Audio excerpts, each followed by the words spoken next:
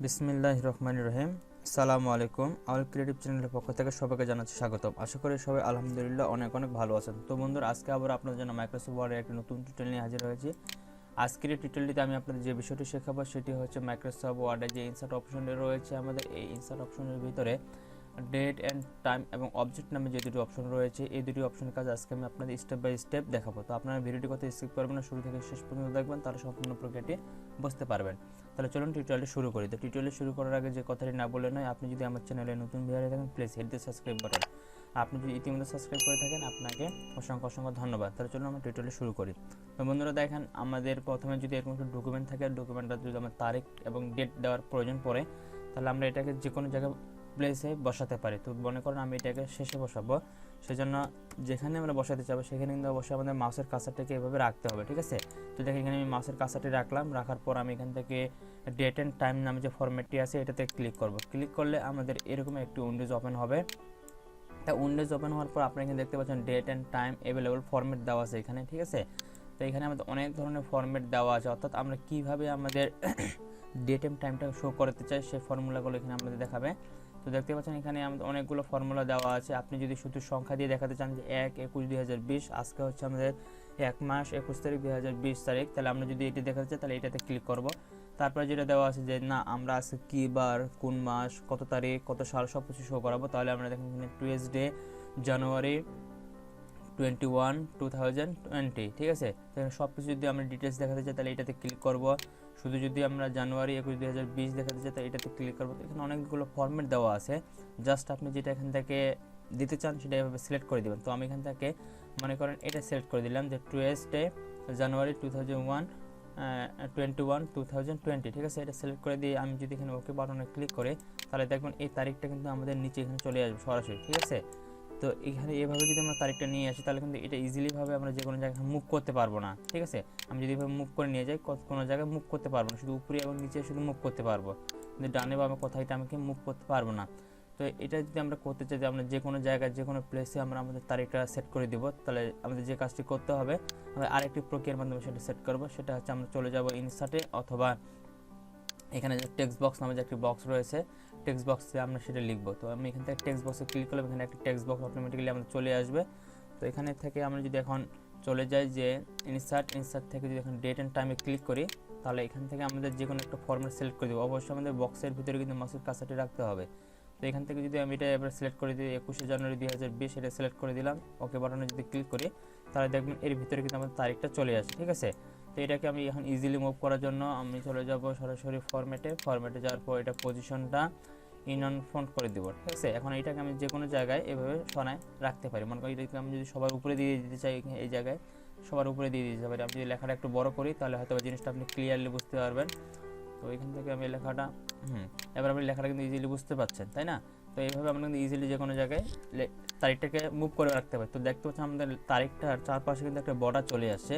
তো এই বর্ডারটাকে আমরা তুলে ফেলার জন্য আমরা জাস্ট এখান থেকে এটাকে সিলেক্ট করব। প্রথমে সিলেক্ট করার পর আমরা চলে যাব এখানে ফরম্যাট থেকে এখানে যে ফিল কালার দেখতে পাচ্ছেন, প্রথমে আমরা ফিলটাকে নন করে দেব, এখান থেকে নো ফিল করে দেব। তারপর এখান থেকে শেপ আউটলাইন যেটা আছে এখান থেকে নো আউটলাইন করে দেব। তাহলে দেখবেন আমাদের তারিখের যে আউটলাইনটা ছিল আউটলাইনটা কিন্তু এখানে আর নেই, ঠিক আছে। এখন ইজিলিভাবে আমরা এটাকে যে কোনো জায়গায় মুভ করতে পারি, কিন্তু আমাদের যে এখানে যে তারিখটা ছিল এই তারিখটা কিন্তু আমরা ইজিলি এখান থেকে কোথাও মুভ করতে পারবো না, ঠিক আছে। তো এটাই হচ্ছে মূলত সরাসরি নিয়ে আসলে সমস্যাটা।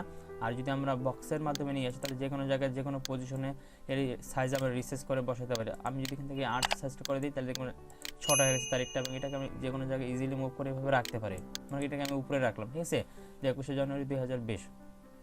এরপরে আমাদের ইনসার্টের ভিতরে টাইম অ্যান্ড ডেটের ভিতরে যদি আমি আবার ক্লিক করার পরে আপনারা দেখতে পাবেন এখানে অনেকগুলো সময় দেওয়া আছে। আমরা যদি আজকে যে সময়টা, অর্থাৎ আমার ল্যাপটপে এখন যে সময়টা বাজতেছে সেটা হচ্ছে 7টা 40 বাজে এখন, ঠিক আছে। তো এখানে দেখতে পাচ্ছেন 7টা 40 AM দেওয়া আছে। আমি যদি এই সময়টাকে শো করাতে চাই তাহলে দেখেন আমি যদি এখান থেকে সময়টাকে এখান থেকে কেটে দিই, ঠিক আছে, এখানে কেটে দিলে আমি চাচ্ছি এখানে আমার সময়টা শো করাবো এখন কটা বাজে, সেজন্য আমি চলে যাব টাইম অ্যান্ড ডেটে।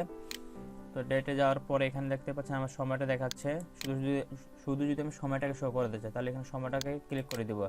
তারপর যদি ওকে বাটনে ক্লিক করে দিই তাহলে দেখবেন শুধু সময়টা চলে আসবে যে 40 am, কিন্তু এটাকে যদি আমরা নড়াতে চাই এটা একইভাবে এখান থেকে কিন্তু সরবে না, এটা স্থিরভাবে থাকবে, শুধু উপরে নিচে সরাতে পারবো, কিন্তু এটাকে ডানে বামে সরাতে পারবো না। তো আমরা যদি এটাকে ডানে বামে সরাতে চাই বা যে কোনো পজিশনে বসাতে চাই, একইভাবে আমরা এখান থেকে একটা টেক্সট বক্স নিব, টেক্সট বক্স নেওয়ার পর এখানে ক্লিক করবো, এখানে টেক্সট বক্সটা আসবে। তো এটা প্রথমে এখানে ক্লিক করে মাঝখানে যে লেখাগুলো আছে সেই লেখাগুলোকে ডিলিট করে দেবো। ডিলিট করে দেওয়ার পর আমরা চলে যাবো এখান থেকে ইনসার্ট থেকে ডেট অ্যান্ড টাইমে ক্লিক করবো। তারপর এখান থেকে যে সময়টা সিলেক্ট করে দেবো, অর্থাৎ এখন আমাদের জয়টা বাজে, তো এখানে আমাদের 7:41 বাজে, এখন 7:41 সিলেক্ট করে দিয়ে ওকে বাটনে ক্লিক করবো, তাহলে সময়টা এখানে চলে আসবে। সময়টাকে এখানে আমরা রিসার্চ করে নিতে পারি, একটু ছোটো বড়ো করে নিতে পারি, ফোনটা চলে চেঞ্জ করে নিতে পারি। তো এখান থেকে যদি আমি ফোনটা টাইম নিউ রোমান করে দিই, তাহলে এখানে টাইম নিউ রোমান হয়ে গেছে। এখন এটাকে আমরা সরাসরি বর্ডারটা চেঞ্জ করে দেবো, একইভাবে ফরম্যাট থেকে ফিল কালারটা প্রথমে নন করে দেবো, তারপরে হচ্ছে আমরা আউটলাইন নো করে দেবো, তাহলে ইজিলি আমাদের এটা এখন মুভ হয়ে গেছে। তো এটাকে আমি যদি সবার নিচে সরাই রাখতে চাই, তো দেখেন আমি সরালে কিন্তু লেখাটা কিন্তু সরে যাচ্ছে, তাই না? সবাইটাকে যদি সরাই, তাহলে এখান থেকে আমরা পজিশনটা যেটা আছে যে ওয়ার্ড ট্যাক্স, এখান থেকে আমরা ইন ফ্রন্ট অফ ট্যাক্স করে দেবো, তাহলে ইজিলিভাবে এটা এখন আমরা সরাতে পারবো, কোনো সমস্যা হবে না। তাহলে এটাকে আমি সবার নিচে রাখতেছি সময়টাকে, তো এই জায়গায় আমি সময়টাকে রাখলাম, ঠিক আছে। এখন আমরা যদি চাই যে না আমরা সময় এবং তারিখ একসাথে দুইটাকে রাখবো, সেজন্য আমরা কী কাজ করবো, একইভাবে ইনসার্ট থেকে টেক্সট বক্স এখান থেকে নিতে পারি, অথবা আমি যদি শেপে ক্লিক করি, শেপে ক্লিক করলে টেক্সট বক্স পাবো, ঠিক আছে। এখান থেকে টেক্সট বক্স এভাবে আড করতে পারবো। এই টেক্সট বক্সটা নিলাম, নেওয়ার পরে আমরা চলে যাবো এখান থেকে ইনসার্ট থেকে টাইম এন্ড ডেটে ক্লিক করবো। এখানে ক্লিক করলে আপনারা এখানে নিচে যদি দেখেন, লক্ষ্য করেন এখানে দুইটি ফরম্যাট দেওয়া আছে, যেখানে আমাদের সময় এবং তারিখ সব কিছু উল্লেখ করা আছে, যেমন 1/21/2020 7:42 AM, আবার 1/21/2020 7:42 এবং সেকেন্ড সহ যদি আমরা শো করতে চাই, তাহলে এটাতে ক্লিক করবো। আর শুধু যদি সময়টা শো করতে চাই, তাহলে এটাতে ক্লিক করবো। তো দেখো আমি দুইটা আপনাদের দেখাচ্ছি, প্রথমে শুধু ঘন্টা এবং মিনিট, তারিখ, মাস এই জিনিসগুলো দিয়ে দেখাচ্ছি। তো ওকে করবো, তাহলে এটা এখানে চলে আসো। আমি যদি এবারে সেকেন্ড শো করতে চাই, তাহলে এখান থেকে ডেটের টাইমে যাবো, এখান থেকে এবার যদি আমি এটাতে ক্লিক করি, তাহলে তোমার সেকেন্ড শো করাবে। তো দুইটাই আমি এখানে নিয়ে আসলাম, আমরা এখানে দুইটাই এইভাবে ইজিলিভাবে ব্যবহার করতে পারি। তো এখানে আমি যদি একটু বড় করি টেক্সট বক্সটাকে, তাহলে ইজিলিভাবে আপনার জিনিসটা বুঝতে পারবেন। তো এটাকে আমরা যে কোনো জায়গায় কিন্তু মুভ করে বসাতে পারি। এটা ব্যাকগ্রাউন্ডটা আমরা এখান থেকে চেঞ্জ করে দিতে পারি, একইভাবে ফরম্যাট থেকে ফিল কালারটা করে দেবো নো ফিল, আর এখান থেকে আমরা আউটলাইনটা করে দেবো নো আউটলাইন। আপনার চাইলে আউটলাইন দিয়ে দিতে পারেন, ডিজাইন করে দিতে পারেন, ঠিক আছে। তো এইভাবে ইজিলি আমরা এই জিনিসগুলো কাস্টমাইজ করে বসাতে পারি। আশা করি আপনারা এই ডেট অ্যান্ড টাইম কীভাবে সেট করতে হয় এই জিনিসটা বুঝতে পেরেছেন। এখন আমরা দেখবো একটি গুরুত্বপূর্ণ জিনিস, সেটি হচ্ছে এখানে আরেকটি জিনিস বলি না, সেই জিনিসটা আমি আপনাদের বলে দিই। সেটি হচ্ছে আমাদের মনে করুন আমি যেখানে ডেট অ্যান্ড টাইমটা নিয়ে আসার পর আমি যদি চাই যে আজকে এই ফাইলটা আমি সেভ করে রাখলাম, আজকে তারিখ হচ্ছে আমাদের 21, কিন্তু আমি চাচ্ছি যে আমার ফাইলটা যতদিন আমার কম্পিউটারে থাকবে অটোমেটিক্যালি এখানে 21-এর জায়গায় 22 হবে, 22-এর জায়গায় 23 হবে, 23-এর জায়গায় 24 হবে। তো অটোমেটিক্যালি আমাদের ডেটগুলো বা সময়গুলো অটোমেটিক্যালি পরিবর্তন হবে। সেজন্য আমরা কী কাজ করবো, এই ডেট অ্যান্ড টাইমটাকে এইভাবে সিলেক্ট করবো। সিলেক্ট করার পর আমরা চলে যাবো ডেট অ্যান্ড টাইমে। তো দেখেন আমরা এখানে কিন্তু আপডেট অটোমেটিক্যালি দেওয়া আছে। আপনার যদি এখানে আপডেট অটোমেটিক্যালি দেওয়া না থাকে, তাহলে আপনি এটাতে টিকমার্ক দিয়ে দিবেন। টিকমার্ক দিয়ে দিলে আপনার অটোমেটিক্যালি তখন কিন্তু আপডেট হতে থাকবে, অর্থাৎ আপনি ফাইলটাকে সেভ করে রাখলে তারপরের দিন দেখবেন তো আপনি 21-এর জায়গায় 22 তারিখ হয়ে গেছে। তো এখান থেকে আপনি ডেটটা আপডেট অটোমেটিক্যালি করে দিবেন। আর আপনি যদি এখান থেকে ল্যাঙ্গুয়েজ দেখেন, ল্যাঙ্গুয়েজ যদি একটাই দেওয়া থাকে, ইংলিশ ইউনাইটেড স্টেট, ঠিক আছে। তো এটা হচ্ছে আমাদের ডেট অ্যান্ড টাইম সম্পর্কে। এবার দেখবো আমরা অবজেক্ট সম্পর্কে। তো এখান থেকে আমি ডেট অ্যান্ড টাইমটা নিচেরগুলোকে সব ডিলিট করে দিলাম, শুধু উপরে ডেটটাকে রাখলাম। তো দেখেন এরপরে যেটা আছে অবজেক্ট কি, অবজেক্ট বিষয়ে আমি আপনাদের একটা জিনিস বোঝাই। আমি যদি এখানে অবজেক্টে ক্লিক করলে আপনি এখানে দুটি অপশন দেখতে পাবো, একটা হচ্ছে শুধু অবজেক্ট আর একটা হচ্ছে টেক্সট ফ্রম ফাইল। তো প্রথমে টেক্সট ফ্রম ফাইলটা নিয়ে আগে আমরা কথা বলি, তারপরে পরে অবজেক্ট নিয়ে কথা বলবো। তো দেখেন আমি যদি এখানে টেক্সট ফ্রম ফাইলটাতে ক্লিক করি, ফাইলটাতে ক্লিক করলে আমাদের এরকম কিন্তু একটা উইন্ডোজ ওপেন হয়ে যাবে। এটার কাজ হচ্ছে, অর্থাৎ আমাদের টেক্সট ফ্রম যে ফাইলটা রয়েছে এর কাজ হচ্ছে আমাদের ডকুমেন্টের, অর্থাৎ মাইক্রোসফট ওয়ার্ড হোক বা টেক্সট বক্স হোক বা যেটা আমরা নোটপ্যাড বলি, যে নোটপ্যাড থেকে কোনো লেখা আমাদের এখানে নিয়ে আসার প্রয়োজন পড়ে, এটা এই ওয়ার্ক এরিয়াতে যদি আমাদের নিয়ে আসার প্রয়োজন পড়ে, বা মাইক্রোসফট আরেকটি ফাইল রয়েছে আমাদের, সেই ফাইল থেকে কোনো একটি লেখা আমাদের এই ফাইলে নিয়ে আসতে হবে, তাহলে আমরা ইজিলিভাবে এই যে টেক্সট ফ্রম ফাইলটা আছে এটা ক্লিক করবো। ক্লিক করলে আমাদের একটি উইন্ডোজ ওপেন হবে। এখান থেকে আমাদের যে ফাইলটি রয়েছে, যেমন মনে করেন আমি এই ফাইলটি আপনাদের এখন নিয়ে যাই ওখানে দেখাবো, এই ফাইলটিতে আমার যা লেখাগুলো আছে, ঠিক আছে। তো এটা আমি সিলেক্ট করে দেবো। এখানে সিলেক্ট করার পর ইনসার্ট বাটনে যদি আমি ক্লিক করি, তাহলে দেখবেন এই ফাইলটাতে আমার যা লেখা ছিল সেই লেখাগুলো কিন্তু আমার এখানে চলে আসবে। তো দেখেন এই ফাইলটাতে আমার যা লেখা ছিল সেই লেখাগুলো কিন্তু এখানে চলে আসে। তো এটাকে আমি লেখাগুলো একটু হলুদ আছে, যার কারণে হয়তো আপনারা বুঝতে পারতেছেন, আমি এখানে কালারগুলো চেঞ্জ করে দিই, কালার করে দিলাম। তো দেখেন আপনারা কিন্তু এখন জিনিসটি বুঝতে পারতেছেন যে ওই ফাইলে আমার যতটুকু লেখা ছিল সব লেখাগুলো কিন্তু এখানে আমার চলে আসছে। তো এটাই হচ্ছে আমাদের যে ইনসার্ট অপশনটি, যে অবজেক্ট ছিল, অবজেক্টের যে টেক্সট ফ্রম ফাইল ছিল, এই অপশনটির কাজ, অর্থাৎ আপনার ডকুমেন্টারি অন্য একটা ডকুমেন্টের লেখা যদি আপনি এই ডকুমেন্টে নিয়ে আসতে চান ইজিলিভাবে, তাহলে আমরা টেক্সট ফ্রম ফাইল এটাতে ক্লিক করলে সেই লেখাটা এখানে চলে আসবে। এটা আপনি নোটপ্যাডের মাধ্যমে করতে পারেন, অথবা আপনার মাইক্রোসফট ওয়ার্ড, এক্সেল যদি কোনো ফাইল থাকে সেগুলো এখানে নিয়ে আসতে পারেন। এরপর আমরা দেখব অবজেক্ট সম্পর্কে কি, অবজেক্টটা কি। তো এখান থেকে দেখেন আমি মাউসের কাছে নিচে রাখলাম, নিচে রাখার পর আমি যদি এখান থেকে অবজেক্ট অপশনটাতে ক্লিক করি, অথবা এখানে সরাসরি না ক্লিক করে এরো বাটন থেকে যদি অবজেক্টে ক্লিক করি তাও হবে। অবজেক্টে ক্লিক করলে এরকম একটি আমাদের উইন্ডোজ আসবে। তো এখানে উইন্ডোজটা আসার পর আপনারা এখানে দেখতে পাচ্ছেন বিভিন্ন ধরনের ক্যাটাগরি দেওয়া আছে। প্রথমে ক্রিয়েট নিউ, তারপর দেওয়া আছে ক্রিয়েট ফ্রম ফাইল। যদি আপনার কোনো ফাইল তৈরি করা থাকে সেটা এখানে ব্রাউজ করলে সেটা নিয়ে আসতে পারেন এখানে, ঠিক আছে। তো আমি এখান থেকে আগে আপনাদের এই জিনিসটা দেখে যে ক্রিয়েট নিউ এখানে কি। তো বন্ধুরা দেখেন আমাদের এখানে অবজেক্ট টাইপ দেওয়া আছে, অর্থাৎ আমরা এখানে বিভিন্ন ধরনের ফরম্যাটের ফাইল নিয়ে আসতে পারবো। যেমন প্রথমে দেওয়া আছে অ্যাডবোর্ড, অ্যাক্টর ডকুমেন্ট যদি আমরা নিয়ে আসতে চাই সেটা নিয়ে আসতে পারবো। অ্যাডোবি, অর্থাৎ যদি কোনো পিডিএফ ফাইল আমাদের এই ডকুমেন্টে শো করতে চাই সেটা এখানে শো করতে পারবো। তো দেখেন এখান থেকে আমি আপনাদের বিটম্যাপ ইমেজ আছে, এখানে অনেকগুলো ফরম্যাট আছে, জাস্ট আপনি এখান থেকে দেখে নেবেন যে এক্সেল চার্ট যদি শো করতে চাই এই ডকুমেন্টে নিয়ে আসতে পারবো। তারপর যে এক্সেল, মাইক্রোসফট এক্সেল ওয়ার্কশিটটা নিয়ে আসতে পারবো, অনেক কিছু নিয়ে আসতে পারবো। এখানে পাওয়ার পয়েন্টের ডকুমেন্টটা নিয়ে আসতে পারবো, প্যাকেজ নিয়ে আসতে পারবো, তারপর ওয়ার্ডপ্যাড আছে, নোটপ্যাড বা ওয়ার্ডপ্যাড যেটা ডকুমেন্ট সেটাও নিয়ে আসতে পারবো। তো আমি এখান থেকে আপনাকে পিডিএফ ফাইল কীভাবে এখানে নিয়ে আসবো সেই প্রক্রিয়াটি আমি আপনাদের দেখাচ্ছি।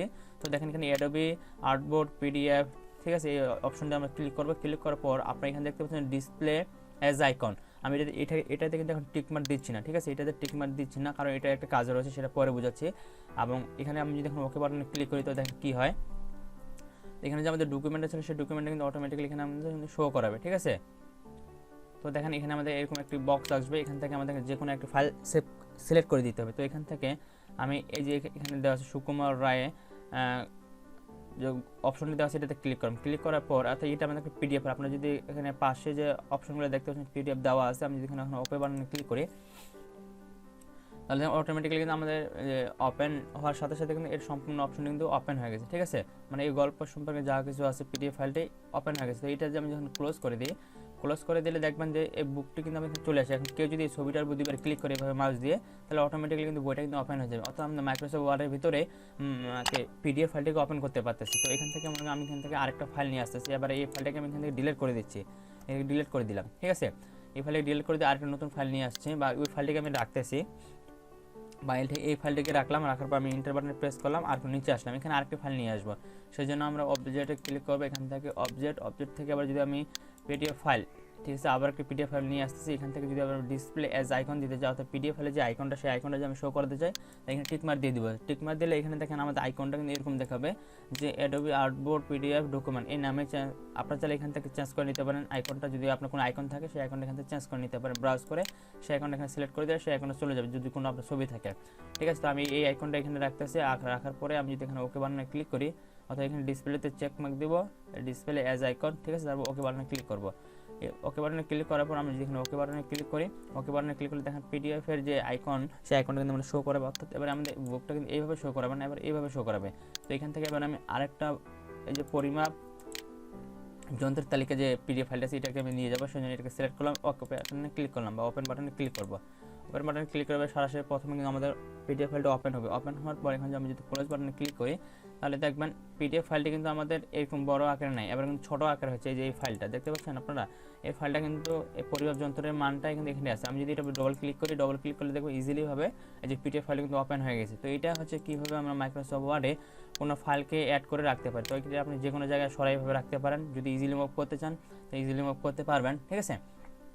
তো মূলত এই হচ্ছে আমাদের যে এই ইনসার্টের ভিতরে যে ডেট অ্যান্ড টাইম এবং অবজেক্ট অপশন দুটি ছিল, এই দুটি অপশনের কাজ। আশা করি আপনার জিনিসটি বুঝতে পেরেছেন, কোন জিনিসটি বুঝতে পেরেছেন। তারপর যদি আপনাদের কথা বুঝতে অসুবিধা হয় আপনারা আমাকে কমেন্ট করে জানাবেন, আমি সেই বিষয়টা আপনাদের আরও সুন্দরভাবে বুঝাতে চেষ্টা করবো ইনশাল্লাহ। আর আজকের এই ভিডিও থেকে আপনারা যদি কিছু শিখতে পারেন অবশ্যই ভিডিওতে লাইক করবেন, কমেন্ট করে জানাবেন কেমন হয়েছে।